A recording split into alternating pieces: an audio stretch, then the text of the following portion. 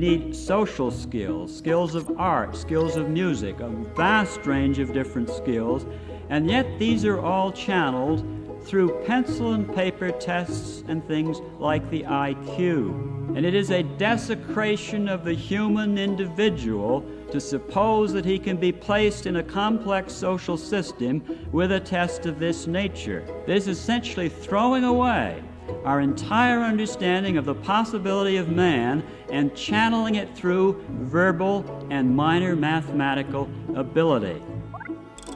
When we study human language, we are approaching what some might like to call the human essence. The normal use of language is, in this sense, a creative activity.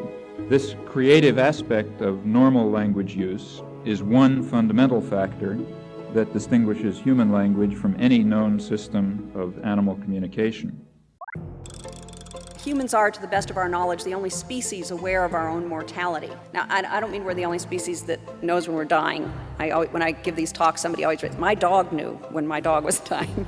And that may be, but I'm talking about the ability to monitor where we are in life and to appreciate mortality. That is, to appreciate that there is ultimately a limit on the amount of time that we have available to us to realize our goals. Our very human capacity, some would call it a mania, for self-definition can most probably be seen as one of the crowning achievements of our species. But moreover, what we see as our own humanness, or even our distinct human uniqueness, ultimately also implies a deeply moral choice.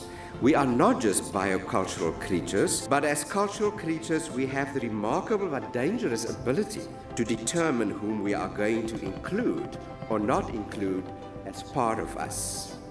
We humans are prediction machines. Our 80 billion neurons are not just thinking about what's happening now, we're thinking of what's going to happen in the future. We don't see the world as it is currently, we see the world as we expect it to be, and we don't adapt to the world around us, we expect our world to adapt to us. Grind culture, my definition of grind culture is a deep collaboration, a brilliant and sinister collaboration between white supremacy and capitalism that makes us internalize our own worth by how much we can get done, how much we can accomplish, how much we can produce. And from that, we find people who have very, very ways of pushing their bodies to the brink of exhaustion. How do we, as human beings and people who are in humanity together, how do we care for our own bodies and begin to cooperate to craft this world? And I believe it's through science, it's through the humanities, it's through deep care work, it's through the truth. For all of this history, sleep does have a leveling or democratizing effect. Part of that leveling is that we are all made vulnerable by our passivity and immobility during sleep. We all need protection. We all need to be safe. Where humans may be unique is in the degree of inequality we have created in distributing our protections during this vulnerable time. What would it take for us all to sleep with the same level of safety, privacy, comfort, and freedom from fear?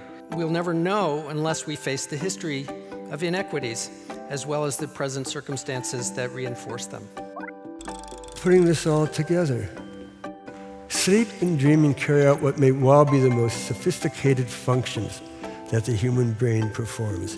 It's the building of a model of ourselves and of the world that provides clues to the course of our future, and by shaping our autobiographical memory, creates the meaning within our life.